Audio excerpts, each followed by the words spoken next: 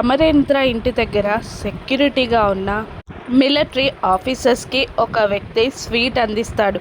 Thank you చెప్తూనే ఆ officers sweets తినగానే మత్తులోకి జారిపోతారు. ఇంటి ముందున్న సెక్యూరిటీ మొత్తం స్పృహ తప్పిపోతారు. అప్పుడే ఇంట్లోకి ఒక వ్యక్తి చొరబడతాడు. వాడే తీవ్రవాదుల లీడర్.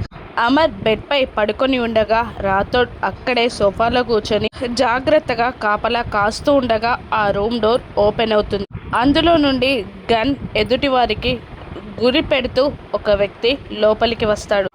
అతని వెంటే భాగ్య కూడా వచ్చేస్తుంది. ఎవరు నువ్వు అని అంటూ ఉండగా నేను చెప్తాను కానీ అని అంటూ బెడ్ దగ్గరున్న పడుకొని నిద్రపోతున్న అమర్ తలకి గన్ గురి పెడతాడు ఆ తీవ్రవాది.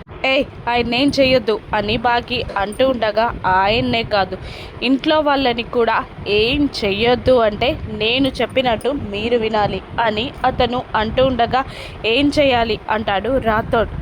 సీక్రెట్ ఫైల్స్ నాకు ఇవ్వాలి అని ఆ తీవ్రవాది అనగానే ఏ సీక్రెట్ ఫైల్స్ అని బాగి అడుగుతుండగా అమరేంద్ర దాచిపెట్టిన మిలిటరీకి సంబంధించిన సీక్రెట్ ఫైల్స్ అని అనగానే బాగి రాథోడ్ ఇద్దరు షాక్ అవుతారు.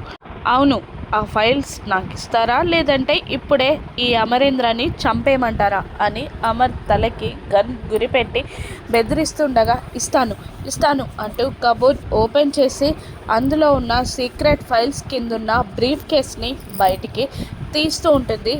బాగి బ్రీఫ్ కేస్ బయటికి తీసేటప్పుడు ఆ తీవ్రవాది బాగి తలకి గన్ గురిపెట్టి ఇలా ఇవ్వు అని బెదిరిస్తూ ఉంటాడు. బాగి భయపడుతూనే ఉన్నట్టు యాక్టింగ్ చేస్తూ ఉంటుంది.